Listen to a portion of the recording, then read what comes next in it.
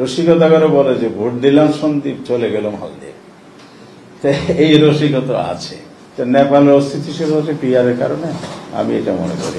এই পদ্ধতি বেনিফিট যারা পেয়েছে, এটা যে উপলব্ধি করা যায় সঠিকভাবে, তাহলে পৃথিবীতে আগামী দিনে ইলেকশনগুলো ডেমোক্রেটিক কান্ট্রিতে হবে, পিআর ছাড়া মনে অন্য কোনো পদ্ধতি দিকে মানুষ যাবে না।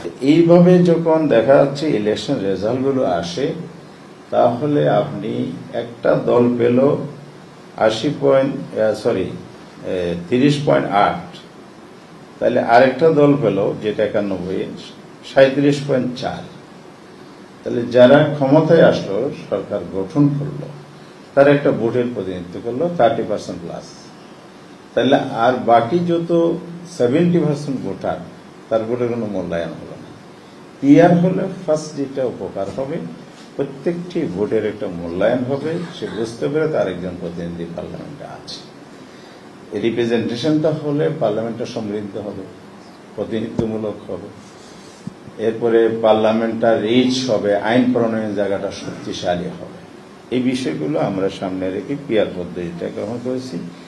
সেকেন্ড যেটা পিআর পদ্ধতির সুবিধা, বেনিফিট আমরা লক্ষ্য করেছি, সেটা হচ্ছে পিআর পদ্ধতিতে দলকে ভোট দেয় প্রতীক দেখে, আর এফপিটিভি যেটা প্রচলিত পদ্ধতি আছে, সেখানে দলের প্রার্থীকে ভোট দেয়। তো একজন প্রার্থী নিজ এলাকায় জিতার জন্য, নির্বাচন উইন করার জন্য তার নিজস্ব বলয় তৈরি করে, মাসলম্যান আসে, টাকা পয়সা খরচ করে, এখানে সন্ত্রাসী কার্যক্রম হয়, কেন্দ্র দখল হয়, ভোট ফেয়ার হয় না, ভোটাররা ভোট দিতে পারে না, এটা অস্থিরতা, উত্তেজনাকর, সহিংস পরিবেশ তৈরি করে ভোট কেন্দ্র থেকে ভোটাররা পালিয়ে যায় ভয়ে। এই যে পরিস্থিতিতে যদি হয়, তাহলে ভোট কিন্তু হয় না ঠিকই। কাস্টিং ভোটটা, যেমন আমরা তো বিগত 3টা নির্বাচন 5% ভোট হয়েছে, এটাতে 40 অ্যাবাভ কাস্টিং দেখানো হয়েছে। এই জালিয়াতিগুলোও হয়। এসব অস্বস্থতা থেকে বেরিয়ে আসতে হলে আসলে পিআর পদ্ধতিটাই সুষ্ঠু হবে। কারণ দলকে ভোট দিলে তখন ওই প্রার্থী নিজের প্রতিযোগিতা যাওয়ার কোনো সুযোগ নাই। দলেই পয়সা দেবে, দলেই নমিনেশন দেবে, প্রাপ্ত ভোট অনুযায়ী দলেই ঠিক করবে কারা এমপি হবে। এই কারণে এখানে অনেক কিছু যে অনিয়ম আছে, সেটা অ্যাভয়েড করার সুযোগ আছে। তাহলে ইলেকশনটা ফেয়ার হবে। ভোটের মূল্যায়ন নাম্বার 1, নাম্বার 2 হচ্ছে সুষ্ঠু ইলেকশনের জন্য পিআর পদ্ধতিটা আমরা বলেছি। তার হলো আপনার পার্লামেন্টের যে গঠন পদ্ধতি হবে, প্রাপ্ত ভোটের অনুযায়ী সিঙ্গেল মেজরিটি সরকার হবে, টোটাল মেজরিটি হলে কনস্টিটিউশন অ্যামেন্ডমেন্ট, গুরুত্বপূর্ণ বিল অনুমোদন যেগুলো আছে সংবিধান অনুযায়ী, সেই জায়গায় একটা ব্যালেন্স তৈরি হবে। আবার উচ্চকক্ষ নিম্নকক্ষের বিষয়টা আমরা বিশ্লেষণ করেছেন, সেখানে কিছু বক্তব্য আছে। তা আমি কথা দীর্ঘ না করে যেটা বেনিফিট গুলো বললাম, সেটা সংক্ষেপে তুলে ধরলাম। আর কিছু বিষয় আছে। রাষ্ট্রের অনুদান আপনি দিয়েছেন, নেপালের কথা, মানে পিআর হলে কি ডেমেরিট গুলো আছে। কেউ বলেছে যে অস্থিতিশীলতা, নেপালের অস্থিতিশীল হচ্ছে পিআর এর কারণে, আমি এটা মনে করি না। কারণ যদি নেপালের অস্থিতিশীলতা সেটা হয়, তাহলে শ্রীলঙ্কা স্থিতিশীল কেন সরকার? এখানে তো সরকার ভেঙে পড়ে যাচ্ছে না পিআর এর কারণে। দুই জায়গায় নিজস্ব আভ্যন্তরীণ কিছু ক্রাইসিস আছে, জাতি গোষ্ঠী নানা ধরনের গোষ্ঠীগত ক্ল্যাশ আছে, ছোট ছোট অনেক দল আছে, এগুলোর কারণে নেপালের অস্থিতিশীলতা বেশি হচ্ছে। যদি আপনি এখানে কোট করেছেন, তাদের একজন প্রাইম মিনিস্টার আফসোস করে বলেছে এই পদ্ধতি কেন নিলাম, তাহলে তিনি আফসোস করেন কেন? তিনি এই পদ্ধতি তো বাতিল করার জন্য একটা জাতীয় ঐক্যমত গঠন করতে পারেন, যেটা আমরা এখন করতেছি। এটা তো পারতেন, করেন না কেন?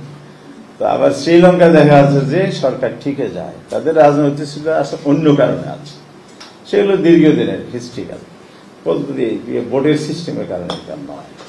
ওয়েস্টার্ন কান্ট্রিগুলো দেখা যায়, আপনি দেখেন জার্মান, নিউজিল্যান্ড যেগুলো আপনি বলেছেন, নেদারল্যান্ড বলেছেন, ব্রাজিল আছে, আরো অনেক দেশ আছে, টার্কি আছে। তো এসব দেশগুলো কিন্তু পিআর আছে। পৃথিবীর ডেমোক্রেটিক কান্ট্রির মধ্যে দেখা যাচ্ছে যে 91 কান্ট্রিতে পিআর পদ্ধতি এখন সাস্টেইন করে গেছে, কন্টিনিউ করছে, দিন দিন বাড়ছে।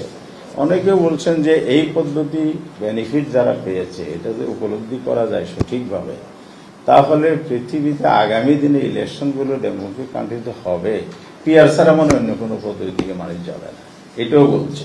এই অভিমতটা কিন্তু আছে। তো আমরা বলতে চাই যে পিআর পদ্ধতি বাংলাদেশে প্র্যাকটিস কি হবে। এখানে কয়েকটা প্রশ্ন করা হয়। নাম্বার 1 বলা হয় যে কে কাকে ভোট দিল। রসিকতা করে বলে যে ভোট দিলাম সন্দীপ, চলে গেল মালদ্বীপ। এই রসিকতা আছে। আসলে একটা হলো পিআর পদ্ধতিকে ইলেকশন সিস্টেম হিসাবে নীতিগতভাবে নেয়, আর পদ্ধতি আপনি অনেকগুলো বলেছেন, আমরাও সেটা জানি। তো কোনটা নেবেন, বাংলাদেশের উপযোগী কোনটা সেটাই নেন।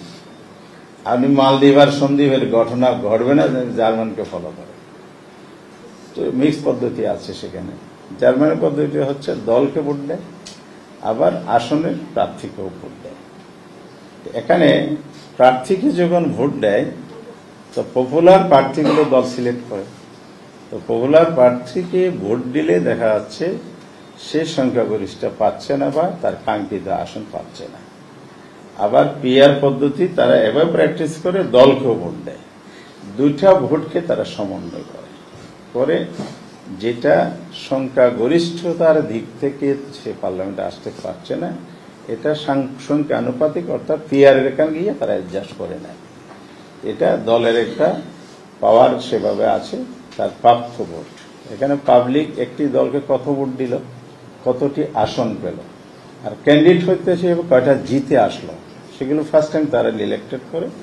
বাকি যেটুকু অংশ প্রাপ্যতার আছে আনুপাতিক আসনের দিক থেকে, সেগুলো তারা দল ঠিক করে নেয়। এখন আপনি বলতে পারেন যে আমাদের দেশে তো একটা রাজনীতির নির্বাচনের গণিয়ে আসলে একটা আওয়াজ ওঠে যে মনোনয়ন বাণিজ্য হয়, তারপরে দলের স্বৈরতন্ত্র কায়েম হবে। আজকে এখানে আসার পরে একজন প্রশ্ন করেছেন আমাদের, তো দলের হাতে যদি পাওয়ারটা থাকে তো দলীয় স্বৈরতন্ত্র কায়েম হবে। নো, এটা হবে না। কেন বলে জানেন?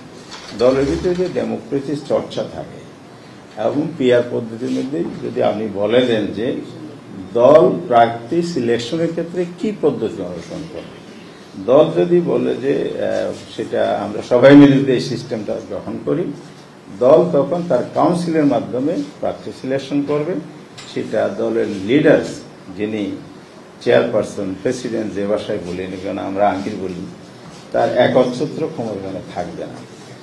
তাহলে আপনার তৃণমূলের নেতৃত্বের কাউন্সিলের ভোটের মাধ্যমে যদি পপুলার প্রার্থী ঠিক হয়, তাহলে এটা সমাধান হয়ে যায়।